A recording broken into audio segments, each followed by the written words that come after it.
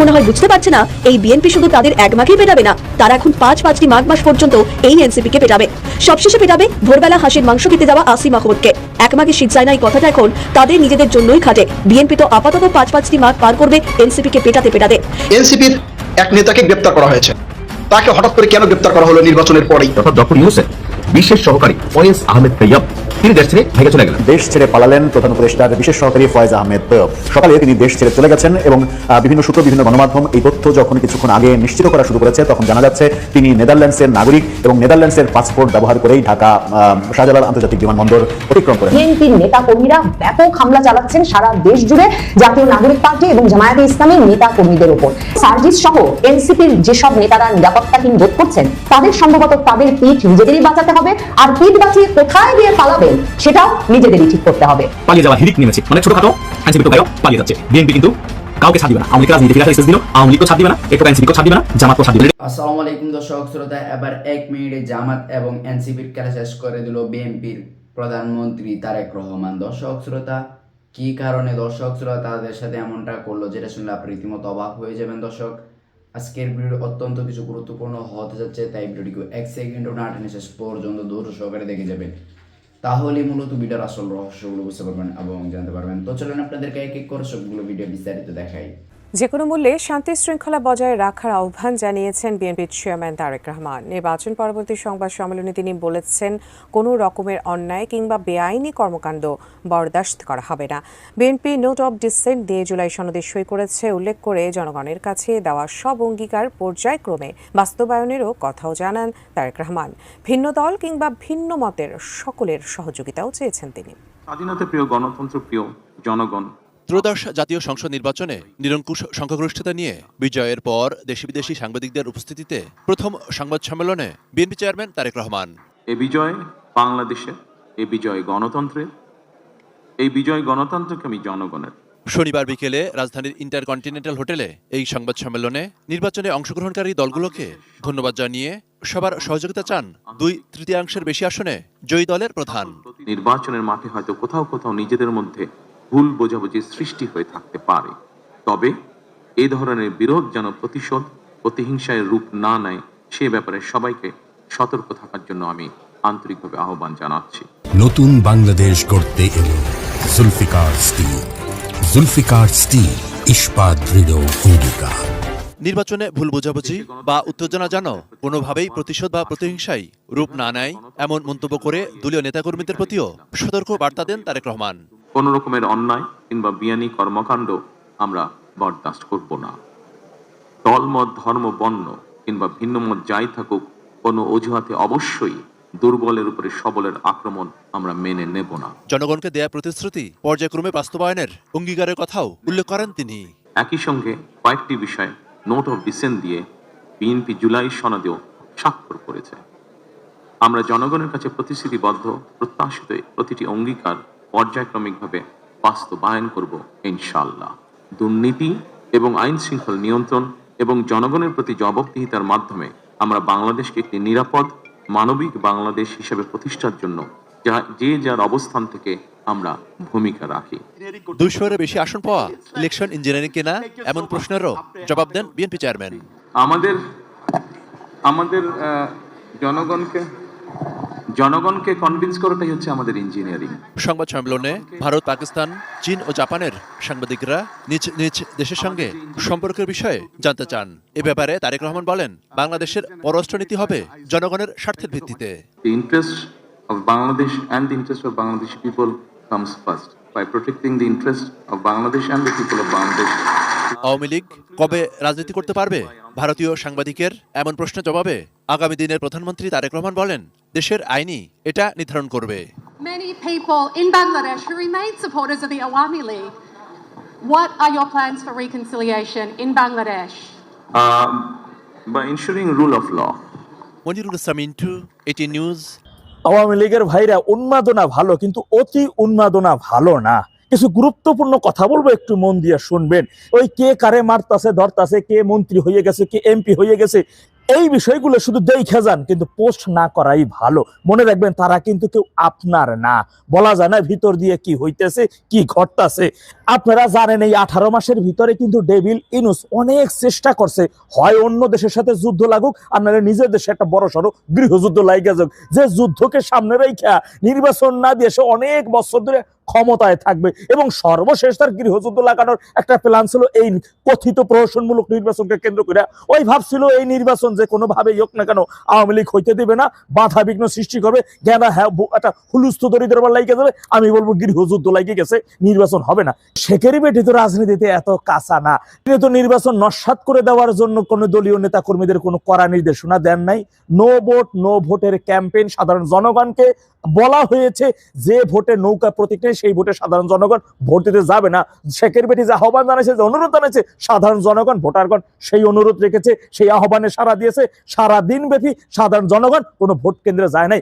কথা ছিল কি যে বাংলাদেশের ইতিহাসে সবচাইতে উৎসবমুখর বড় একটা নির্বাচন হবে, অর্থাৎ 12 তারিখ সকাল 9টা থেকে বিকাল 4টা পর্যন্ত এই উৎসবমুখর পরিবেশ আমরা দেখবো, অন্য অন্য দেশবাসীও দেখবে। কিন্তু না, 11 তারিখে এশার নামাজ পর থেকেই সারা দেশব্যাপী সারা রাত একেবারে উৎসবমুখর পরিবেশে ভোট হয়েছে। আর সারাদিনে ভোট মাঠগুলোতে কুত্তা বসা ছিল।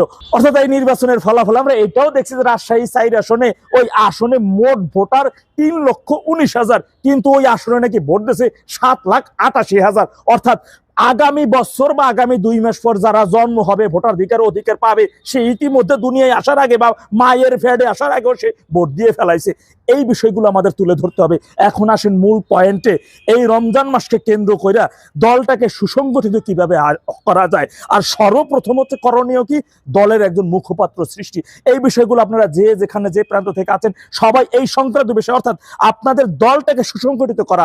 দলের হাইকমান্ডে যে সকল অনেক নেতৃত্বগুলো আছে নিষ্ক্রিয়, এই নির্বাচনকে কেন্দ্র করে সারা দেশে সব এমপিগণেরকে ফেসবুকে পোস্ট করছে, নো ভোট নো ভোটের কি ক্যাম্পেইন করছে, তার এলাকার ভোটারদের কি ভোট কেন্দ্রে না যাওয়ার জন্য সব এমপিরা আহ্বান জানাইছে। কারা জানান কি তাদেরকে শনাক্ত করে তাদের বিষয়গুলো তুলে ধরেন। অর্থাৎ আপনার সংগঠনকে কিভাবে সুসংগঠিত করা যায়, কিভাবে ঐক্যবদ্ধ করা যায়, কিভাবে দুর্বল নেতৃত্বকে দূরে সরাইয়া সক্রিয় নেতৃত্ব তুলে আনা যায়, কিভাবে সক্রিয়দের নেতৃত্ব স্থানে বসানো যায়, সেই বিষয়গুলো তৈরি করুন ভাই। এই মুহূর্তে থেকে আপনার সর্বপ্রথম হচ্ছে এই যে প্রহসনমূলক নির্বাচন, এই আসনে সাধারণ জনগণের কোনো সম্পৃক্ততা নাই। অর্থাৎ দুষ্কৃতী ব্যক্তি এবং কাগজে কলমের রেজাল্ট, এর বাইরে অন্য কোনো কিছু না। এই বিষয়গুলো বিশ্বব্যাপী অন্যান্য দেশগুলোর সামনে তুলে ধরা, সেই জন্য আন্তর্জাতিকভাবে একটা টিম তৈরি করা, একটি শক্তিশালী টিম তৈরি করা কিভাবে যায়, অর্থাৎ এই পর্যায়ক্রমে আমাদেরকে এই কাজগুলো এখন করতে হবে। আর সবার আগে প্রয়োজন হচ্ছে এই মুহূর্তে আওয়ামী লীগের পক্ষ থেকে একজন মুখপাত্র তৈরি করা, যে প্রতিদিন আওয়ামী লীগের ব্রিফ কি, আমাদের কি করণীয়, তৃণমূল কি করবে, অনলাইন অ্যাক্টিভিস্টরা কোন বিষয়গুলো এখন বেশি রকমের কথা বলে, কোন বিষয়গুলো ছড়িয়ে দেবে। যদিও আমরা আসলে অনেক বড় হেডমালা, তো এই কারণে এই বিষয়গুলো ভিডিওর মাধ্যমে বলতে হচ্ছে, কোনো করণীয় নাই।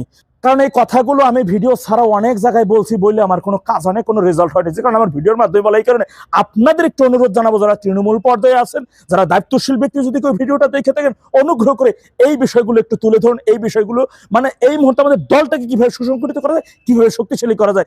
মনে রাখবেন আমাদের কিন্তু রাজপথে একটা সংগ্রাম করতেই হবে। কেউ আমাদেরকে যাই একেবারে জামাই আদর করে চেয়ারে বসাই দিবে না। আমাদের অধিকার, আমাদের শক্তি দিয়ে আমাদের অধিকার লড়াই করে সংগ্রাম করে আদায় করে নিতে হবে। জনতার অধিকার কিন্তু জনগণের, গণতন্ত্রের অধিকার, গণতান্ত্রিক পন্থায় জনগণের ন্যায্য যে অধিকার, সেই অধিকার আদায়, জনগণের ক্ষমতা জনগণের কাছে ফিরিয়ে দেওয়ার সেই লড়াইটা কিন্তু আমাদের নিজেদেরকে রাজপথে সক্রিয়ভাবে যুদ্ধের মাধ্যমে করতে হবে। এর বিকল্প কিন্তু অন্য কিছু না। আর তারা কিন্তু সব ভাই ভাই ভাই, এই বিষয়টা একটু মাথায় রেখে চললেন। আমরা দলকে কিভাবে সুসংগঠিত করা যায় সেই বিষয়ে কার্যক্রম হাতে নেন, এবং সেই বিষয়ে যার যার জায়গা থেকে মেধায় যেটা আসে, যে পরামর্শগুলো আছে, সেই বিষয়গুলো একটু কথা বলি। আসসালামু আলাইকুম ওয়া রাহমাতুল্লাহ। জয় বাংলা, জয় বঙ্গবন্ধু, বাংলাদেশ চিরজীবী হোক। আসসালামু আলাইকুম ওয়া রাহমাতুল্লাহি ওয়া বারাকাতুহু। সম্মানিত দর্শক, সকল জল্পনা এবং কল্পনার অবসান ঘটিয়ে শান্তিপূর্ণভাবে ত্রয়োদশ জাতীয় সংসদ নির্বাচন অনুষ্ঠিত হয়ে গেল। আমরা যারা রাজনীতির বিশ্লেষক ছিলাম এবং আমাদের যাদের একেবারে খুব সাধারণ জ্ঞান, যেমন আইনশৃঙ্খলা, তারপর পুলিশের মনোবল, ডক্টর মোহাম্মদ ইউনূসের যে অতীত কর্মকাণ্ড, বিএনপির দুর্বল সাংগঠনিক ব্যবস্থা, মানুষের মধ্যে অভাব, অভিযোগ, অধৈর্যতা ইত্যাদি বিভিন্ন বিষয়ের সঙ্গে সঙ্গে ইসলামপন্থী গ্রুপের উত্থান, পাকিস্তানের উপস্থিতি, আমেরিকার যে ডিপ স্টেট পলিসি, এই বিষয়গুলো যখন আমরা চিন্তা ভাবনা করতাম তখন আমাদের প্রায় সবার কাছে মনে হতো যে একটি শান্তিপূর্ণ নির্বাচন অসম্ভব একটি বিষয়। 2 নম্বর হলো যে এই নির্বাচনে বিশৃঙ্খলা হতে পারে এবং এই নির্বাচনে ভোটার উপস্থিতি ভালো হবে না। 3 নম্বর হলো যে আওয়ামী লীগ এখানে কী ধরনের আচরণ করে তার উপরে অনেক কিছু নির্ভর করে।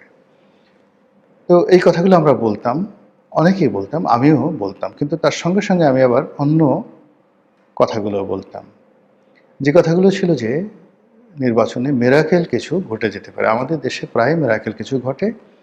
2 নম্বর হলো যে আমি আরেকটা বিষয় বলতাম যে দেশের মানুষের যে মন মানসিকতা, শেখ হাসিনা গত 15টি বছর ধরে বিভিন্ন মানুষকে প্যাদানি দিয়ে পিটিয়ে পুটিয়ে যেভাবে মানে তাদেরকে ভিতর সন্তুষ্ট করে তুলেছে, ফলে এই শরীর নিয়ে, মন নিয়ে, ব্যাকবোন নিয়ে ঝগড়াঝাটি করা, গণ্ডগোল করা, কারোর সঙ্গে হ্যাচিংয়ে যাওয়া, এটি প্রায় অসম্ভব বিষয়।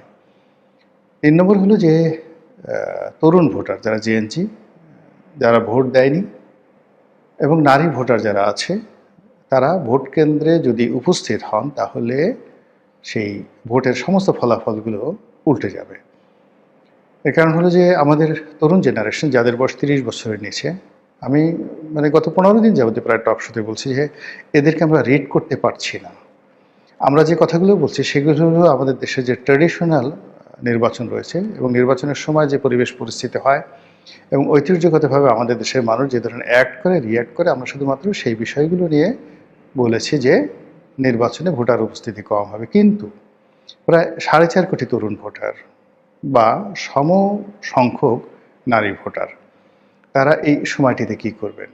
অথবা যারা বিক্ষুব্ধ মানুষ গত 15টি বছর ধরে তারা ভোট দিতে পারেননি, কোনো ভোট দিতে পারেননি, তাদের অবস্থা কী হবে এবং ভোটের দিন তারা কী চিন্তা করেন, এই দিনটি না আসা পর্যন্ত আমরা কেউ কিছু বলতে পারিনি। কিন্তু ইন জেনারেল যদি আমরা স্বাভাবিক কার্যকরণ ধরি তাহলে সেই কার্যকরণ অনুযায়ী ভোট ভালো হওয়ার সম্ভাবনা খুবই অল্প। কিন্তু বাস্তবে দেখা গেল যে ভোটের দিন অদ্ভুত রসায়ন হয়েছে, শান্তিপূর্ণভাবে ভোট হয়েছে এবং প্রতিযোগিতা হয়েছে। জামাতকে আমরা যতটা দুর্বল মনে করেছিলাম, জামাত আসলে ততটা দুর্বল ছিল না। অথবা জামাতকে আমরা যতটা শক্তিশালী মনে করেছিলাম, জামাত আসলে ততটা শক্তিশালী ছিল না। অথবা বিএনপিকে আমরা মনে করেছিলাম তারা যেভাবে নাকে তেল দিয়ে ঘুমাচ্ছে বা নিজেদের বিজয়ের ব্যাপারে তারা একেবারে শতভাগ নিশ্চিত হয়ে তারা যেভাবে হেলে দুলে হাঁটছে, এই কথা আমরা যারা মনে করেছিলাম, কিন্তু বাস্তবে দেখা গেল যে প্রায় সব বিএনপি প্রার্থী দিন রাত 24 ঘন্টা পরিশ্রম করেছেন এবং তাদের সবারই একেবারে চেহারা সুরত নষ্ট হয়ে গেছে ক্রমাগত একেবারে বিনিদ্র রজনীর কারণে। এখন এই যে একটা সুন্দর নির্বাচন হয়ে গেল এবং আল্লাহ রাব্বুল আলামিন আমাদেরকে গণতন্ত্রের পথে উত্তরণের জন্য একটা পন্থা করে দিলেন। এই নির্বাচনটা যদি সঠিক সময় না হতো, দেশে আরও অনেক মন্দ কিছু হতে পারত, মানুষ অধৈর্য হয়ে যেতে পারত। আর এই গণতন্ত্রের পথে আমরা যে হাঁটা শুরু করলাম, এর ফলে আমাদের যারা আমরা কথা বলছি, যারা আমরা বিচারালয়ে ঘুরছি বিচারের জন্য, যারা দেশের উন্নয়নের কথা চিন্তা ভাবনা করছি, তাদের জন্য কাজ করার যে সুযোগ সুবিধা অবারিত হয়ে পড়বে। ধরুন এই যে জাতীয় সংসদ নির্বাচন হলো, এখন সরকারের প্রতিটি কর্মকাণ্ড 300টি ভাগে বিভক্ত হয়ে যেয়ে পড়বে, গত 17 মাসে সেটি ছিল না। দ্বিতীয়ত আওয়ামী লীগের আমির নির্বাচনের সময় এমপিদের আসলে ক্ষমতা ছিল না বললেই চলে। এখানে থানার ওসি যা বলতেন, টিউনো যা বলতেন, একজন এমপি সাহেবকে আসলে সেই কথাই শুনতে হতো। অনেক সময় ওসি বা টিউনো, এমনকি থানার সাব ইন্সপেক্টর আওয়ামী লীগের এমপিদেরকে ঠাট্টা করে বলতো যে আরে রাখেন আপনার যে সমস্ত এমপিগিরি, আমরা সিল পিটিয়ে আপনাদেরকে বানিয়েছি, বেশি কথা বলবেন না।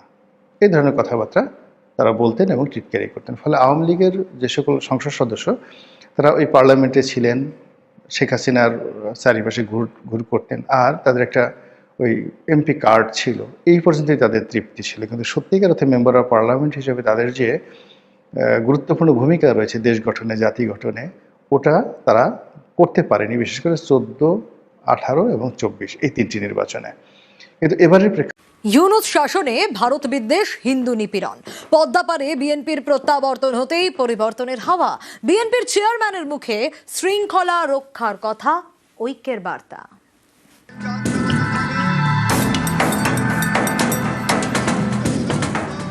আমার বক্তব্য স্পষ্ট, যে কোনো মূল্যে অবশ্যই শান্তি এবং শৃঙ্খলা বজায় রাখতে হবে। কোনো রকমের অন্যায় কিংবা বেআইনি কর্মকাণ্ড আমরা বরদাস্ত করব না। বাংলাদেশ আস্থা রেখেছে ধানের শীষে, তারেক রহমানে। 20 বছর পর বিএনপির প্রত্যাবর্তনে বাংলাদেশে পরিবর্তনের হাওয়া। 2024 অগস্ট ছাত্র আন্দোলনের চাপে দেশ ছাড়েন শেখ হাসিনা। তারপর থেকে বাংলাদেশে তদারকি সরকারি। ইউনূস শাসনে প্রায় 2 বছর ধরে নৈরাজ্য দেখেছে বিশ্ব। বাংলাদেশে ভারত বিদ্বেষের বীজ বপন হয়েছে। সংখ্যালঘু খুন এবং নির্যাতন কিছুই বাদ যায়নি। সেই আবহে বাংলাদেশে একক সংখ্যাগরিষ্ঠতা নিয়ে জিতেছে বিএনপি। দলের চেয়ারম্যান তারেক রহমানের মুখে ঐক্যের বার্তা। আমি বিশ্বাস করি, জাতীয় ঐক্য আমাদের শক্তি, বিভাজন আমাদের দুর্বলতা। দলমত, ধর্ম, বর্ণ কিংবা ভিন্নমত যাই থাকুক, কোনো অজুহাতে অবশ্যই দুর্বলের উপরে সবলের আক্রমণ আমরা মেনে নেব না। ন্যায়পরায়ণতা হবে আদর্শ। এ বিজয় বাংলাদেশের, এ বিজয় গণতন্ত্রের। আজ থেকে আমরা সবাই স্বাধীন। আমার বক্তব্য স্পষ্ট, যে কোনো মূল্যে অবশ্যই শান্তি এবং শৃঙ্খলা বজায় রাখতে হবে। কোনো রকমের অন্যায় কিংবা বেআইনি কর্মকাণ্ড আমরা বরদাস্ত করব না। প্রতিটি বাংলাদেশী নাগরিকের জন্যই আইন সমান। The interest of Bangladesh and the interest of Bangladeshi people comes first. By protecting the interest of Bangladesh and the people of Bangladesh, we will decide our foreign policy. Bangladesh ছেড়ে ভারতে আশ্রয় নেন শেখ হাসিনা। গত বছর শেখ হাসিনাকে ফেরত চায় বাংলাদেশ। পাল্টা নিজেদের বক্তব্য জানায় নয়াদিল্লি। এদিন শেখ হাসিনার প্রত্যর্পণ নিয়ে অবস্থান স্পষ্ট করেন Tarique Rahman. Would your party demand handing over of Sheikh Hasina from India?